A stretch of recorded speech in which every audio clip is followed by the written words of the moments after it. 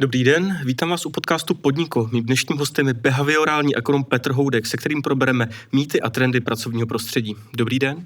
Děkuji moc za pozvání. Jsou dnešní firmy založené na vědeckém poznání, anebo spíš na intuici nebo nějakých, řekněme, manažerských mýtech? Tak málo kdy to vždycky je buď a nebo, ale většina manažerů v současnosti rozhoduje spíš to na základě intuice. Vzhledem k tomu, že mají rozsáhlé zkušenosti, tuší, co je vlastně správný postup, většinou netestují nebo nezískávají data, která by je mohla přesvědčit do opaku, takže jsou vlastně celkem dobře a silně jistí v tom, co dělají, že je správně. Bohužel manažerská věda interpretuje toto spíš jako nadměrnou sebedůvěru nebo sebevědomí, protože spousta těch praktik objektivně nefunguje. Nejvíce praktik je ověřeno třeba při náboru zaměstnanců, kdy mnoho firm používá interview nebo se snaží ohodnotit práci toho člověka vlastně nestrukturovaně a HR manažeři jsou přesvědčeni, že poznají toho kvalitního pracovníka, poznají jeho schopnosti. Nicméně, když se nazbírají data, zda to hodnocení, které tento člověk získá na základě interview a toho vstupního pohovoru s tím, jak potom pracuje v té firmě třeba rok nebo dva, nebo v jiné firmě, když ho nevezmou, jak pracuje, tak je tam velice slabá souvislost. Jo, lidé dávají hodně na první dojem, dávají vlastně důraz nějaké charakteristiky, které jsou jasně vidět, jasně prokazatelné, ale něco jako třeba čestnost nebo pracovitost, nebo charakter se velice složitě v tomto posuzuje. Takže je dokázáno, že mnohem více fungují třeba strukturované hovory nebo nějaké objektivní testy, podle kterých se dá posoudit ten člověk mnohem více objektivně. Jo, přesto, když se bavíte s HR manažery, oni často řeknou, ano, my souhlasíme s tím, že různé způsoby výběru zaměstnanců jsou různě efektivní, ale my jsme si jistí, že my tu chybu neděláme. Ale to vám řeknou všichni, i když vlastně ví, že v průměru ty chyby dělají. Jo, mnoho manažerů, kteří se snaží využívat rozhodování s využitím více zaměstnanců, si myslí, že to je dobrá volba, protože jim dají prostor zapojit se do toho rozhodnutí, oni získají větší odpovědnost, víc jsou do toho zapojeni. Opět, když to potom porovnáte s manažerem, který stanovuje třeba přímo nějaké cíle, který chce dosáhnout a až pak nechat zaměstnanci si vybrat, tak zase to stanování cílu je mnohem efektivnější, než když manažer řekne demokraticky, pojďme si tady prodiskutovat, co by bylo dobré, protože v těchto okolnostech typicky to vede k tomu, že tam není jasný cíl, není jasné, proč ho vlastně děláme, protože stále mnoho třeba těch zaměstnanců si vlastně není jistá, co je tím očekávaným výsledkem a promítají tam nějaká svá očekávání. A podobných praktik je celá řada, kdy zaměstnanci se chovají nejistě nebo nevědomě, protože vlastně nevědí, co ten manažer od nich přesně chce, protože ten manažer sám to není schopen říct.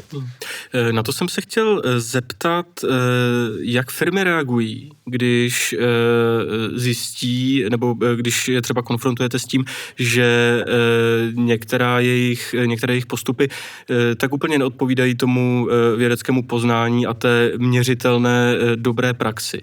Jestli si řeknou spíš, my to budeme dělat dál po svém, anebo jestli tady vidět nějaký trend, že se začíná uvažovat, řekněme, jako víc vědecky nad tím, jak firmy budou hajrovat, jak budou řídit, jak budou dělat nějaká rozhodnutí. Je to různé, samozřejmě záleží na otevřenosti toho manažera nebo toho člena představenstva, který je schopen nebo ochoten něco takového zkusit a zvážit.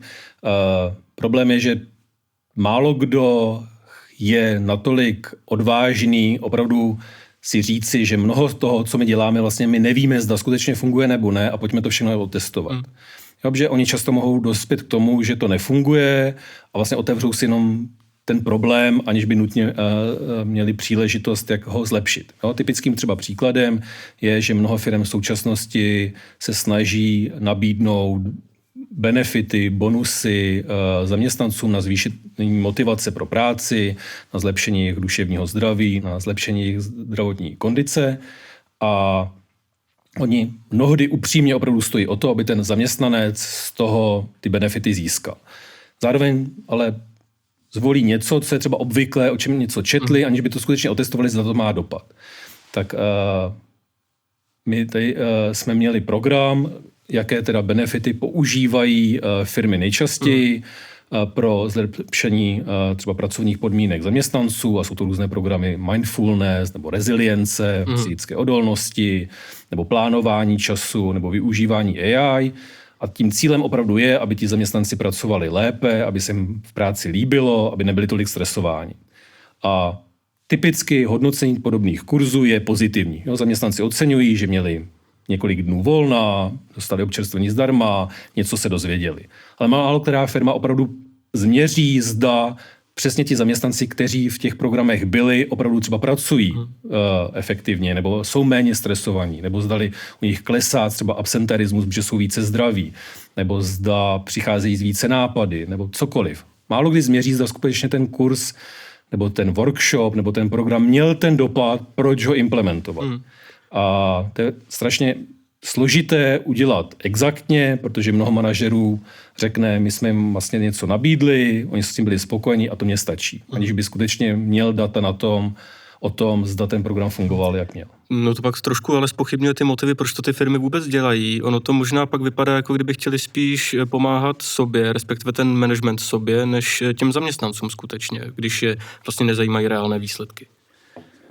Máte pravdu, i zaměstnavatel, ať už manažer nebo vlastník, samozřejmě dbá o to, aby i on neměl vlastně starosti nebo nevydal zdroje na něco, co fungovat nemusí. A když zaměstnancům, kteří jsou stresovaní, vyhořelí, zaplatíte kurz, s kterým oni jsou spokojení, do výroční zprávy můžete napsat, že ten kurz jste jim zaplatili, že se stará to jejich blaho a že s tím byli spokojení, tak se vlastně na nějaké základní úrovni zdá, že všechno fungovalo. No a teď jde opravdu o tu autentickou potřebu, zda ten manažer opravdu stojí o to, aby ten manažer řekl, dobře, ale já jsem to vlastně udělal jenom, aby jsme něco udělali, než možná vám to jako nepomohlo a pojďme se upřímně zamyslet nad tím, co by vám pomohlo. To mě napadá, jestli není náhodou špatně pokoušet se opravovat ty zaměstnance, místo toho opravit tu firmu, když to řeknu hodně zjednodušeně. Přesně tak. Jo. Ten důvod, proč třeba zaměstnanci jsou stresovaní nebo vyhořelí, nebo mají problémy s duševním zdravím nebo fyzickým zdravím, málo kdy je, že oni nutně dělají něco špatně. Jo. Typicky je to důsledku tomu, že ta organizace funguje, takže jsou tam vrcholy, kdy oni musí pracovat velice pod stresujícími podmínkami, nebo tam nemají možnost relaxace, nebo nemají možnost odpočinku. A ta firemní kultura způsobuje, proč oni se cítí v té firmě špatně. A samozřejmě mnohem jednodušší je říct, tady máš kurz a nauč se s tím bojovat, než abyste vlastně změnili celou organizační strukturu, náplně práce, návaznost týmu, které skutečně způsobují, proč lidé jsou nespokojení nebo proč jsou ve stresu. Takže samozřejmě pro toho manažera je to nějaká vějička, kdy on může se zamávat, něco jsem pro ty zaměstnance udělal, a když to nefungovalo, tak to byla jejich chyba, protože si z toho školení nebo mindfulness tréninku neodnesli, co měli, ale ve skutečnosti tu firmu nějak nezmění a dál může být třeba toxické prostředí. Když mluvíme o firemní kultuře, nakolik je vůbec možné a realistické jí řídit a nakolik prostě vzniká spontánně z toho, jaká ta firma je, jak je postavená vůbec, z toho třeba, jaký má nějaký étos, nebo když budu mluvit v těch abstraktních slovech, nějaké jako poslání, nebo tak. To je složitá otázka, že firmní kultura je složitý pojem. Může to být právě organizační struktura, nebo nějaké očekávání, co moji kolegové nebo moji nadřízení mohou dělat, můžou to být procesy, které tam fungují, a může to být něco implicitního, co vlastně nedokážeme pojmenovat, ale lidé se dle toho chovají. A to jsou informativní studie, kdy se vlastně spojují firmy. Jo? Když velice dvě odlišné firmy se spojí a vy můžete pojmenovat, v čem se liší procesně, v čem se liší třeba v rámci poslání nebo vize, v čem se liší projektově, a zjistíte, hele, oni se moc neliší, to spojení by mělo fungovat a ono to nefunguje. Takový učebnicový příklad je, když se spojoval Procter & Gamble a Gillette, což bylo považováno jako úžasná fúze, protože oni se doplňovali. Procter & Gamble měl mnoho drogistických výrobků, které fungovaly, nicméně co se týče třeba holení, tam až tak silný nebyl, což Gillette byl, a bylo to všechno v jednom sektoru, zaměřeno na podobné klienty, a ty firmy vlastně měly velice téměř všechno podobné. Co se ale lišilo, byla právě ta takzvaná ta firemní kultura, kdy Procter & Gamble byl spíše zaměřený na dokumentování všech procesů, taková, řekněme, německá kultura. Všechno se rozhodovalo na základě nějaké analýzy, všechno bylo vlastně na nějakém papíru, když byla vlastně porada, byla spíš taková informační, kdežto Gillette byly spíš, řekněme, jako americká kultura, kdy tam byla důležitá role toho manažera, který vlastně vyhledával riziko, rozhodoval často intuitivně, ne všechno si nechal vlastně potvrdit nějakými dokumenty, analýzou, ne na všechno jako byla dokumentace, často to bylo domluveno na chodbě, na základě nějaké jako domluvy. A přestože vlastně papírově ty firmy se měly spojit a měl to být velký úspěch, tak ta fúze vlastně byla poměrně velké selhání, protože ty lidi z různých původních firm, když měli spolupracovat spolu, tak to vlastně nefungovalo. Z Procter & Gamble vlastně očekávali vždycky, že jim obdrží dokument, že bude vlastně jasné, co mají dělat. Z Gillette zase jim chybělo, ty lidé vlastně nejsou inovativní, nejsou takový průkopníci, vždycky čekají, až jim něco jako řekne. A určitě toto je něco, co se ten člověk naučí v té firmě, co nenutně všude je napsáno, nebo jako je zřejmé, ale co vlastně si vytvoří ty očekávání, co je vlastně to dobré nebo špatné chování v té firmě. Pojďme se teď zaměřit chvilku na zaměstnance a já budu zase trošku v abstraktních pojmech. Hodně se mluví o smyslu práce, o poslání jako o nějakých důležitých motivátorech a hodně často třeba akcentovaných u generace Z a mladších generací, že u nich už to není jenom o penězích, ale o nějakých, řekněme, dalších, spíš jako pocitových věcech. Podle výzkumu nebo podle vašich zkušeností, nakolik je to skutečný motivátor, anebo spíš jako manažerský tahák? Tak zase mnohovrstevná otázka. Prvně bez pochyby lidé potřebují cítit, že jejich práce má smysl. Když to necítí vůbec, tak to samozřejmě někdy peníze mohou zachránit, ale každý z nás má v sobě nutkání dávat a mít smysl. A samozřejmě manažeři to ví, proto to využívají. A to jsou krásné vlastně studie, kdy vlastně lidem, kteří pracují na pozicích, které jsou, nebo v práci, která je opravdu depresivní, typicky třeba jako úklidy toalet nebo call centra, kde vám téměř každý zavěsí, tak tam samozřejmě můžete spoléhat na to, že když lidem zaplatíte, tak to budou dělat a oni to mohou dělat, ale většinou málo kdo v takové pozici vydrží, když vyloženě nepotřebuje jen ty peníze. A manažeři se naučili, že když do toho dáte smysl, tak ti lidé budou pracovat i v těchto pozicích lépe, déle, protože jim to dává smysl. No, Adam Grant má takové slavné studie, kdy on sledoval právě třeba lidé, co se podíleli na úklidu, třeba v nemocnicích, a strašně riziková, enormně špatně placená práce. A proto byly problémy s kvalitou, časté odchody. A on vlastně naučil manažery říct, aby těm lidem, co uklízejí, řekl, jasně, vy nejste ale tady jenom někdo, kdo uklízí. Vlastně vy pomáháte bezpečnosti. Tím, že to uklízíte pořádně, tak tím vlastně můžete zachránit mnohem více pacientů než lékaři, protože hygienické prostředí, kde se nešíří bakterie, je mnohem bezpečnější a ti lidé se uzdraví mnohem více. Můžete tady větrat, můžete vlastně se víc zajímat o to prostředí. A vlastně taková jednoduchá intervence, kdy nejen uklid to pořádně, ale právě uklid to, protože tvůj úklid může zlepšit život pacientů, vedl k tomu, že ti uklízečky pracovali mnohem déle, mnohem efektivněji, ta práce začala mnohem více bavit, protože jim dávala smysl. Takže tam bych nutně neodlišoval, že to je buď a nebo. Prostě lidé jsou motivováni celou řadou proměnných, z toho peníze jsou samozřejmě jedny z nejcennějších, protože za ty peníze si pak můžete koupit něco jiného.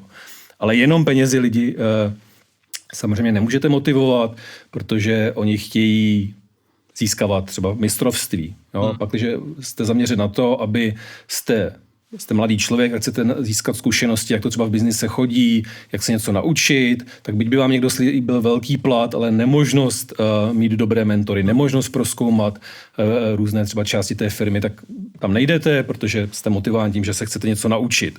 Tak proto třeba akceptujete pozici s nižším platem, ale s většími příležitostmi se něco naučit. No, někomu právě jde o tu jako smysluplnost, takže zase je ochoten akceptovat nižší plat, když je mu slíbeno, že může třeba pomáhat lidem a tak dále. A samozřejmě manažeři to vědí, takže vlastně využívají jak ty peněžní, tak ty nepeněžní motivy. U těch nepeněžních motivů je ta nevýhoda, že ty často mohou být slibem. Jo? Kdy lidi najmete s tím, že řeknete, ale tady ta naše aplikace pomáhá třeba softwarovým developerům nebo programátorům a tvoje práce není jenom o těch penězích, ale že vlastně jako pomáháš té komunitě pracovat jako lépe a efektivně a můžeš na tom i vydělat, ale když ten člověk pak eventuálně vidí, že nic z toho nezažívá, že vlastně spíš je utopen v té firmě v rámci nějakých procesů, tak nějaká ta motivace potom samozřejmě klesne. Když to jako peníze, když vám někdo slíbí a nedá, tak je to vlastně porušení pracovního práva, můžete odejít. Takže samozřejmě ten rozdíl v této, řekněme, odpovědnosti, dát vám peníze nebo dát vám smysl, může pak ovlivňovat to, že lidé se zdají být víc motivováni penězi než něčím jiným. Co je ale důležité, abych odlišil, vy jste se zmínil, že u generace Z je to možná v současnosti převažující, mírně se tvrdí. Ale to zrovna je ta intuice. Jo, protože mnoho výzkumů říká, že generace Z je jiná, ale tyto výzkumy anebo i pocity často vycházejí z toho, že vy porovnáváte ty dvacátníky vůči padesátníkům a zjišťujete, že ty dvacátníci jsou motivováni právě třeba jako smyslem, zkušenostmi, zážitky, pocitem blaha, možností mít volno, než třeba padesátníci, ale to není rozdíl generační, to je rozdíl toho věku. Jasně. Jo? Kdybyste se těch padesátníků zeptal v jejich 20, tak by možná byli podobní? Přesně tak. A na to zrovna výzkumy jsou, že když opravdu porovnáváte ty lidi ve věku těch padesátníků dnešních, když jim bylo 20, tak ty vlastně jejich hodnoty a očekávání byly podobné jako těm současným dvacátníkům. Jo, to vlastně ty generační rozdíly nejsou tak velké, většinou jsou větší rozdíly uvnitř těch generací, než napříč generacemi. A když se ty generace liší, tak je to důsledkem věku, že padesátníci samozřejmě už třeba mají odrostlé děti, preferují spíš jako jistotu, když to jako mladí lidé preferují třeba spíš volnost, získávání zkušenosti a odpovědnosti. Takže doporučuji tu terminologii generací moc nepoužívat a mluvím právě spíš o konkrétních skupinách lidí, mladých, starých, ochotných riskovat, neochotných a tak dále. Už jste taky trochu mluvil o well-being programech a podobných instrumentech, které firmy přijde mi čím dál hojněji aplikují, čím dál více o nich mluví. Přesto, a možná je to zase intuice, třeba mi to vyvrátíte, jsme dnes vyčerpanější než kdy dřív, depresivnější než kdy dřív a jeví se to možná trošku paradoxně. Pokládáte sami nějaké komplexní otázky, na které je složité odpovědět v pár větách, ale není pravda, že bychom byli víc depresivní. Tam je samozřejmě složité vyvozovat, jak moc lidé jsou depresivní. Jo? V minulosti, když jste byl depresivní, tak to mohla být brána jako charakterová prostě vlastnost nebo jako vada. Někdo řekl, jo, on je takový prostě jako smutný člověk a bylo to bráno vlastně jako normální. V současnosti se to začíná diagnostikovat, brát to vlastně jako medicínský problém, lidé začnou brát třeba léky, to začnou řešit jinak. Takže ono se zdá, že třeba diagnóza, třeba vyhoření nebo různých depresivních poruch jako narůstá, ale to může být, protože už to třeba není stigma. Už je vlastně normální říct, že já jsem frustrován, nebo já se cítím bez smyslu nebo depresivní, což v minulosti bylo tabu. A nedá se říct, že tím, že narostl počet diagnóz, je to horší. Prostě v současnosti se o tom více mluví, snaží se to lidé nějak řešit. A proto zároveň narůstá i ten počet různých opatření, jak to řešit. Ať už léky, programy na podporu odolnosti, sport, yoga, mindfulness a tak dále. Takže já si myslím, že něco z toho je spíš, že o tom se víc mluví, protože si myslíme, že to je větší problém, když ve skutečnosti není. Nicméně může opravdu pro některé skupiny lidí být problém, že se necítí dobře a zase to je celá řada faktorů, která to vlastně ovlivňuje, od toho, že máme mnohem víc informací, zároveň z médií si bereme spíš ty negativní informace, takže se vlastně cítíme více ohroženi, více ve stresu, zároveň ten pocit kontroly nad tím, co se děje, je velice malý, takže to samozřejmě může přispívat k tomu, že lidé jsou víc frustrovaní a nejistí a ve stresu. To je spíš asi obecný fenomén současných let, než nutně, že by to byl problém, řekněme, zaměstnanců nebo zaměstnavatelů. Pravda je, že třeba počet odpracovaných rodin se trvale klesá, lidé jsou v práci spokojnější, vydělávají více, doba dožití roste, počet let odžitých v plném zdraví roste. Když se podíváte na ty objektivnější, řekněme, údaje, tak se nezdá, že by byla to nějaká velká vlna, řekněme, propadu fyzického nebo duševního zdraví.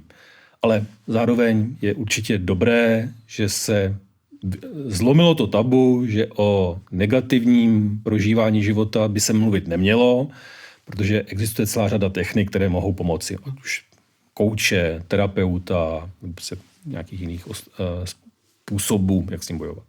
Pojďme se na závěr podívat ještě na zoubek managementu a možná budeme pokračovat taky trošku v tomhle duchu. Je manažer rizikové povolání? Nebo nakolik je to rizikové povolání? Tak určitě je, neměřeno tím, že by byli často zraněni, nicméně je to velice stresující povolání, protože i rizikovost povolání můžete měřit nepřímo, jak lidé vlastně bojují s tím každodenním stresem. A třeba manažeři jsou na úrovni třeba lékařů, co se týče závislosti na alkoholu nebo návykových látkách. Jo? Což znamená, že oni opravdu žijí svůj život ve velkém stresu, zároveň jsou hodnoceni dle svého výkonu, což samozřejmě vede k tomu, že oni vlastně cokoliv dělají, tak vždycky přemýšlí o tom, co by mohli dělat jinak, jak je ostatní budou hodnotit, zda to dají dostatečně, a to je to vlastně to sebehodnocení, pakliže na to pakliže nejste stabilní osobnost, samozřejmě vede k tomu, že můžete ztrácet jistotu, můžete ztrácet duševní pohodu, což pak samozřejmě můžete přenášet i domů do rodiny na své blízké, že zároveň, když někdo cítí tu tenzi, tuto jako nejistotu, tak on to nemá jak ventilovat doma, že doma můžou říct, to nemůžeš prostě, co když jako přijdeme o ten příjem, ztratíme dům, hypotéku a tak dále. Že vlastně jako tito lidé pak nemají vlastně kde komu to říct, proto samozřejmě narůstá využívání třeba terapeutů, koučů, kterým se svěřit mohou. Můj kolega Stanislav Háš vlastně zároveň přichází i s teorií, že to je třeba vysvětlení, proč manažeři často mají milenky na pracovištích, protože oni vlastně potřebují mít nějakého tichého partnera, někoho, komu to vlastně jako mohou říct. Oni vlastně kolegům nadřízeným nemůžou říct, že se cítí nejistě, nebo že neustále jsou vlastně ve stresu, že tím by ohrozili svoji pozici. Doma to říct také nemohou, protože tam je to riziko, že rodina začne bát, že ztratí ten jejich příjem. Takže vlastně oni mají moc nad těmi podřízenými, takže mohou více využívat to, že navážou vztahy v té práci, ale jedním z těch důvodů je, že vlastně oni nemají za kým jiným mít a potřebují s někým sdílet to, jak složitě ten svůj život žijí. Takže ano, management má celou řadu výhod, ale může to být zlatá klec, která vede k tomu, že ten člověk jej musí prožít ve velmi omezeném prostředí a nemůže vlastně odkrýt, kdo skutečně je. Pardon, jde to vůbec i jinak, než ale bez toho fokusu na výkon? Protože ono se to zdá, jako kdyby ten ultimátní fokus na výkon byl klíčem ke všem těm problémům, ale zároveň to je do nějaké míry podstata toho managementu. Ale to máte pravdu, že management je o tom, že stanovíte cíle, kontrolujete naplnění, poučíte se a snažíte se ten proces zefektivnit, ale není to jsou nějaké metriky, které vlastně měří to, že zase vám podaří to, co děláte. A mnoho lidí, když je něco skutečně baví, třeba představte si koníčka nebo četbu, tak si jako nestanoví, že třeba já si jako každou hodinu přečtu 20 stránek a když to nesplním, tak musím jako zefektivnit. Jo, v rámci nějakého jako procesu vy můžete dosáhnout těch výsledků, aniž byste stanovoval ty KPIčka nebo ty cíle.